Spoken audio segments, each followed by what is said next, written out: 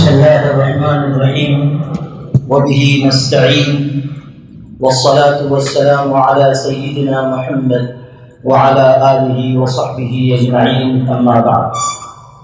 حضرت صدر محترم، عمائدین، مشائخ، علماء کرام، مختلف جماعتوں اور ملی تنظیموں کے سربراہ حضرات اور آپ تمام حاضرین مجلس، میں اپنی گفتگو کا آغاز سابق صدر all India Muslim personal law board حضرت مولانا سید ابو الحسن علی ندوی رحمۃ اللہ علیہ کے اس جملے سے کرنا چاہتا ہوں. وہ بورڈ کے جلسوں میں بار بار یہ بات فرمایا کرتے تھے کہ اسلام اس ملک میں اللہ کی تقدیر سے آیا ہے، رہنے کے لیے آیا ہے، جانے کے لیے نہیں آیا ہے. دوسری بات، یکساں سول کوڈ کے سلسلے میں یہ بات بالکل واضح ہے کہ اس کا نشانہ کیا ہے اور کیوں اسے لایا جا رہا ہے. لیکن ہمیں اس وقت یہ بات طے نہیں کرنی ہے کہ دوسروں کا نشانہ کیا ہے، ہمیں یہ طے کرنا ہے کہ ہمارا نشانہ اور ہماری منزل کیا ہے، ہمیں کس راستے پر چلنا ہے. لوگوں کو جو کام کرنا ہے وہ اپنی تدبیروں کے ذریعے، اپنے وسائل کے ذریعے، اپنی ذہانت کے ذریعے، اپنے اسباب کے ذریعے کر رہے ہیں. ہم غور کریں کہ ہم اپنی ملت کو بچانے کے لیے اور شریعت کی حفاظت کے لیے کیا کر رہے ہیں. اگر اب بھی ہماری صورتحال یہ ہو کہ ہم تحفظ شریعت جیسے حساس مسئلے پر بھی تذبذب کا، شک کا، تردد کا، اختلاف کا یا ایک دوسرے کی رائے سے انحراف کا شکار ہوں، تو یقین مانیے کہ یہ کسی زندہ ملت کی نشانی نہیں. ہمیں ایک سمت ہو کر، ایک زبان ہو کر، پوری طاقت کے ساتھ یہ بات کہنی چاہیے کہ ہم یکساں سول کوڈ کے مخالف تھے، ہیں اور رہیں گے، اور ہم ہر قیمت پر اس کو ہندو مسلم مسئلہ بننے سے بچائیں گے. مگر اگر ضرورت اس کی پڑی کہ کوئی میدان میں نہ آئے، تنہا ہمیں میدان میں آنا پڑے، تو ہم اپنی جان کی قیمت پر بھی شریعت کی حفاظت کریں. یہ ہمارا عزم ہونا چاہیے. بات وہاں سے شروع کرنی چاہیے جس کی تعلیم ہمیں دی گئی. ارشاد ہوا کہ لا تموتن الا وانتم مسلمون. مطالبہ صرف اس کا نہیں ہے کہ ہمیں دین پر جینا ہے، مطالبہ اس کا بھی ہے کہ ہمیں دین پر مرنا ہے. دوسرے لوگوں کے حقوق متاثر ہوں گے یقیناً، دوسروں کے معاملات الجھیں گے یقیناً، دوسروں کے مسائل غلط راستے پر لے جائیں گے یقیناً. لیکن اس فرق کو ملحوظ رکھیے کہ اس آسمان کے نیچے، زمین کے اوپر اپنے مذہب، اپنی تہذیب، اپنی کتاب و سنت کو عزیز رکھنے والی کوئی قوم ہم سے بڑھ کر نہیں ہے. ہمیں اپنی تہذیب سے پیار ہے، ہمیں اپنے مذہب سے پیار ہے. اس لیے ہم واضح طریقے سے لا کمیشن آف انڈیا کو یہ جواب دیں کہ ہمیں اس ملک میں یکساں سول کوڈ منظور نہیں ہے، اور ہم طاقت سے یہ کہیں کہ نہ صرف یہ کہ یکساں سول کوڈ اس ملک کے خلاف ہے، دستور کے خلاف ہے، بلکہ اس ملک کے بسنے والے لوگوں کے خلاف ہے. آپ یاد کر لیجئے کہ 1959-60 میں ناگاز نے ناگالینڈ میں مسلح بغاوت کی تھی، صرف اس بنیاد پر کہ ان کے کسٹمز کو چھیڑا گیا تھا. ٹرائبلز ہیں اس ملک میں بسنے والے سکھ ہیں، دوسرے مذاہب کے لوگ ہیں. جب یہ یکساں سول کوڈ لاگو کیا جائے گا تو اس سے ملک میں بے چینی پیدا ہوگی، اور یہ ملت کے لیے اس طرح نقصان دہ ہے کہ ملت جس شریعت پر عمل کر رہی ہے اس کے احکامات کو نشانہ بنایا جائے گا. بعض حضرات یہ بات کہہ رہے ہیں اور لا علمی کی بنیاد پر کہہ رہے ہیں کہ جب کوئی مسودہ سامنے نہیں آیا، کوئی چیز موجود نہیں ہے، تو ہم کیوں مخالفت کریں. اس کو سمجھ لیجئے کہ اتراکھنڈ میں یکساں سول کوڈ کا ڈرافٹ پیش کیا گیا، مجوزہ خاکہ سامنے آ چکا، اور اس میں یہ واضح کر دیا گیا ہے کہ عدت ختم کی جائے گی. واضح کر دیا گیا کہ وراثت میں لڑکے اور لڑکی کو برابر رکھا جائے گا. واضح کر دیا گیا کہ ایک سے زائد شادی پر پابندی لگائی جائے. واضح کر دیا گیا کہ ایک مرد عورت بغیر شادی کے ساتھ رہ سکیں گے۔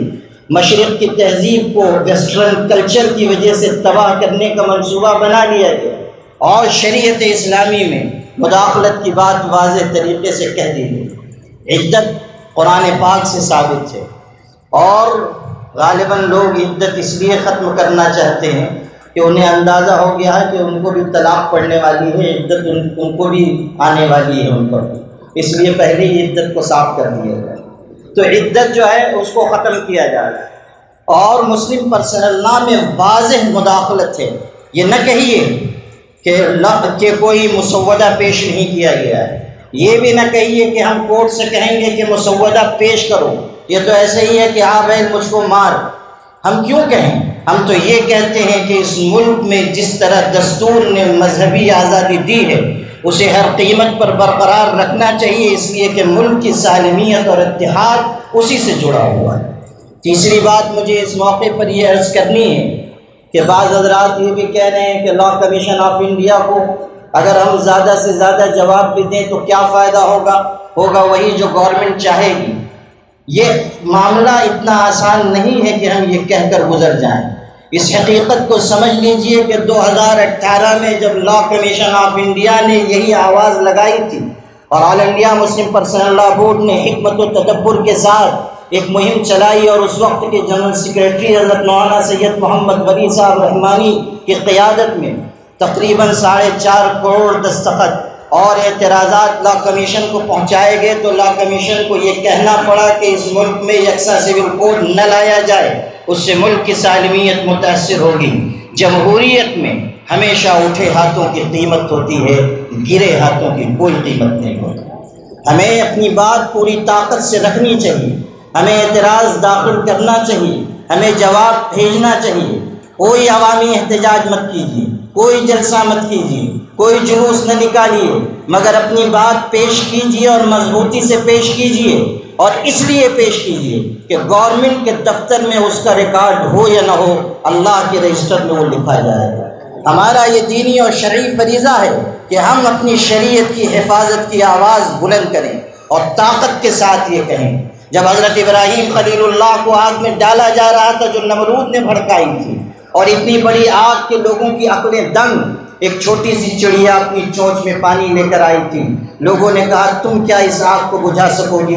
اس نے خوبصورت جواب دیا تھا اور کہا تھا میں اس آگ کو بجھا تو نہیں سکتی، مگر میں یہ چاہتی ہوں کہ میرا نام آگ بھڑکانے والوں میں نہ لکھا جائے، آگ بجھانے والوں میں لکھا جائے۔ ہم بھی یہ چاہتے ہیں کہ ہمارا نام ملک کو بانٹنے والوں کی فہرست میں نہ آئے، بلکہ ہمارا نام ملک کو جوڑنے والوں کے فہرست میں آئے، اور جب وقت کا مورخ لکھے تو یہ بات تسلیم کرے کہ اس یکساں سول کوڈ کے خلاف جن لوگوں نے قانونی طریقے پر سب سے زیادہ احتجاج کیا تھا اور آواز بلند کی تھی وہ مسلمان تھے، اور انہوں نے یہ کہا تھا کہ یہ ملک کو بانٹنے کی سازش ہے۔ ہمیں اس راستے پر چلنا چاہیے اور مایوسی کا شکار ہونے کی کوئی ضرورت نہیں۔ آپ دیکھ لیجئے کہ اس ملک میں آل انڈیا مسلم پرسنل لا بورڈ نے ایک آواز لگائی جس کا نتیجہ یہ ہے کہ لاکھوں کی تعداد میں ای میل جا رہے ہیں، اور اب آنے والے چند دنوں میں اور بڑی تعداد میں ای میل جائیں گے۔ یہ ملت اگرچہ کہ کسی وقت حالات میں سو جائے، یہ نہیں ہو سکتا ہے کہ یہ ملت مردہ ہو جائے۔ آج بھی اس میں ایمانی غیرت ہے، آج بھی اس میں دینی حمیت باقی ہے، اس دینی حمیت کے ساتھ ہمیں آگے بڑھنا چاہیے۔ ایک بات اور میں عرض کرنا چاہتا ہوں کہ اس وقت مختلف حلقوں سے یہ بات کہی جا رہی ہے کہ اگر ہم اس معاملے میں زیادہ جستجو اور جد و جہد کریں گے تو یہ معاملہ ہندو مسلم ہو جائے گا۔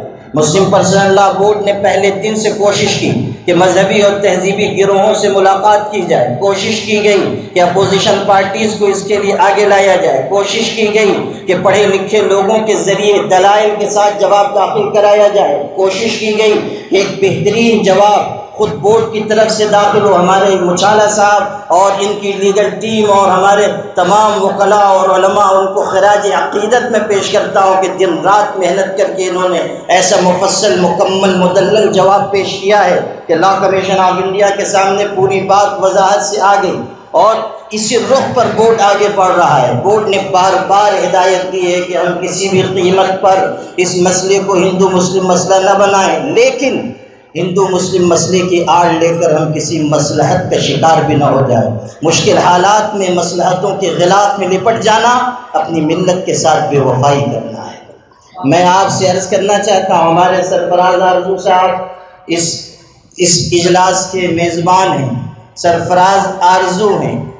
ہماری آرزو یہ ہے کہ یہ ملت سرفراز ہو، یہ سرفراز آرزو ہے، ہماری یہ آرزو ہے کہ یہ ملت سرفراز ہو، اور اس ملت کی سرفرازی اس میں ہے کہ یہ ملت پوری مضبوطی کے ساتھ، قیادت پر اعتماد کے ساتھ آگے بڑھے اور اس حقیقت کو تسلیم کرے کہ جب تک ہم اپنے بڑوں کی بات نہیں مانیں گے ہم راہ راست پر قائم نہیں رہ سکیں گے۔ سرفراز صاحب بھی اور یہاں کئی ادیب ہیں، ہمارے سلیم خان صاحب بھی بہت لکھتے ہیں، رشید احمد صدیقی بہت مشہور ادیب گزرے ہیں، ان کا ایک بہت قیمتی جملہ ہے، لکھا ہے انہوں نے کہ اس امت کا مسئلہ یہ ہے کہ اب اس میں مقتدی سے زیادہ امام پیدا ہونے لگے، مقتدی سے زیادہ امام پیدا ہو گئے، تو اب جب یہ صورتحال پیدا ہوگی تو پھر ملت کا قبلہ درست نہیں رہے گا، جب امام رہے گا تب قبلہ درست رہے گا۔ اس لیے ہمیں اپنی قیادت پر اعتماد کرنا چاہیے، اور آل انڈیا مسلم پرسنل لا بورڈ سے پڑھ کر کوئی قیادت نہیں ہے، یہ مشترکہ متحدہ پلیٹ فارم ہے، اور اگر آپ کو اس کی طاقت دیکھنی ہے تو اس اسٹیج کو آپ دیکھ لیجئے، دنیا کے کس ملک میں کس ملک کی کس تنظیم میں یہ طاقت ہے کہ وہ اتنے مختلف الفکر اور خیال لوگوں کو یکجا کر دے، اور جو ایک دوسرے حلقے کے عالم کی زبان سے یہ کہلوائے کہ آپ جس راستے پر چلیں گے ہم آپ کے پیچھے پیچھے چلنے کے لیے تیار ہیں۔ یہ آل انڈیا مسلم پرسنل لا بورڈ کی قیادت ہے، جس کو نہ خریدا جا سکتا ہے نہ جس کو دبایا جا سکتا ہے۔ بورڈ کی ایک زرین تاریخ ہے، اور اس کے بزرگوں نے ہمیشہ قیادت کا حکیمانہ فریضہ انجام دیا ہے۔ ہم اسی تناظر میں کہہ سکتے ہیں کہ یہ الگ بات ہے کہ چپ چاپ کھڑے رہتے ہیں، پھر بھی جو لوگ بڑے ہیں بڑے رہتے ہیں۔ ایسے درویشوں سے ملتا ہے ہمارا شجرہ جن کی ٹھوکر میں کئی تاج پڑے رہتے ہیں۔ میرے بھائیوں، مایوسی کے بجائے مضبوطی کے ساتھ آگے بڑھیے، قیادت پر اعتماد کیجیے، لا کمیشن کو زیادہ سے زیادہ جواب دلوائیے، زمینی سطح پر کام کیجیے، ملت کو متحد رکھیے، اور سمجھ لیجیے کہ اگر ہم اخلاص کے ساتھ آگے بڑھیں گے کامیابی آ کر قدم چومے گی۔ نور کی یہ کرن ظلمات پہ بھاری ہوگی، رات تمہاری ہے تو کیا صبح ہماری ہوگی۔ السلام علیکم۔